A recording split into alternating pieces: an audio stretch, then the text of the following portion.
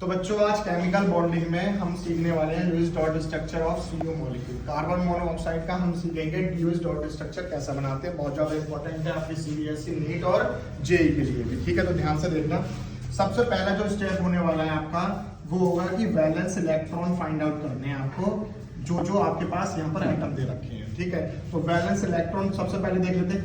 Carbon के outer most shell में कितने इलेक्ट्रॉन होते हैं आपके? 4 इलेक्ट्रॉन होते हैं। ठीक है, ऑक्सीजन में कितने होते हैं आपके? 6 होते हैं। तो टोटल जो वैलेंस इलेक्ट्रॉन आ गए वो कितने आ गए आपके? 10 वैलेंस इलेक्ट्रॉन आ गए। ठीक है, दैट इज फर्स्ट स्टेप। आपको ये फाइंड आउट करना होता है। सेकंड स्टेप में आपको फाइंड आउट करना होगा कि भाई स्केलेटन स्ट्रक्चर क्या होता है। तो देख लेते हैं जरा, स्केलेटन स्ट्रक्चर देखते हैं इसका। तो यहाँ पर कार्बन हो जाएगी और यहाँ पर ऑक्सीजन हो जाएगी, दैट इज स्केलेटन स्ट्रक्चर। बस इतना ही लिखना है आपको उसमें। थर्ड क्या होगा?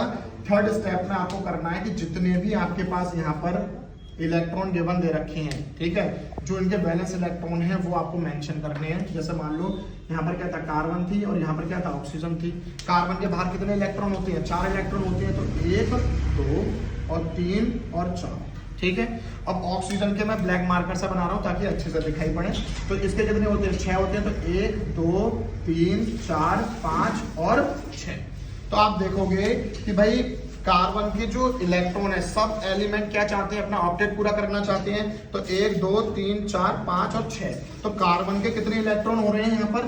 अगर आप देखोगे ध्यान से तो 6 इलेक्ट्रॉन हो रहे हैं, लेकिन ऑक्टेट पूरा नहीं हो रहा है। लेकिन ऑक्सीजन के देखोगे 1, 2, 3, 4, 5, 6, 7, 8। तो ऑक्सीजन पूरा हो रहा है। ठीक है, तो फोर्थ स्टेप में हम क्या करने वाले हैं कि भाई कार्बन को भी सेटिस्फाई करेंगे और ऑक्सीजन को भी सेटिस्फाई करेंगे। तो यहाँ पर ध्यान से देखना, फोर्थ पॉइंट में या फोर्थ स्टेप में हम क्या करेंगे कि देखो, अगर ये वाला जो पेयर है वो मैं इधर लेके आ जाऊं तो किसी को कोई दिक्कत तो नहीं होगी।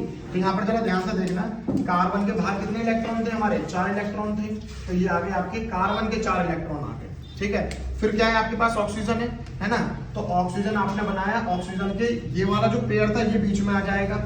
ठीक है, तो ये तो यही वाला आ गया, ये जो था, और ये वाला पेयर और उठ के आ गया। तो ये 3 पेयर यहाँ पर आ गए आपके, और एक अकेला पेयर बचेगा, उसको आप यहाँ पर मेंशन कर दोगे।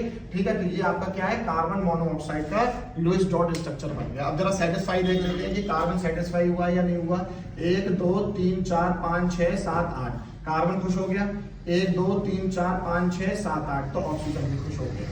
अब यहाँ पर समझने वाली बात क्या है कि आप इसको ना इस तरह से भी मेंशन कर सकते हो कि भाई देखो, आपके पास क्या है? कार्बन के पास एक लोन पेयर बचा। लोन पेयर का मतलब है जो अकेले रह रहे हैं। ठीक है, और ये यहाँ पर 6 इलेक्ट्रॉनों की शेयरिंग हो रही है, इसका मतलब हम ट्रिपल बॉन्ड लगा सकते हैं। और ये क्या आ गया? ऑक्सीजन। ऑक्सीजन में भी क्या है? एक सिंगल पेयर रह गया है। तो ये इस तरह से हम इसे शो करेंगे। Thank you so much.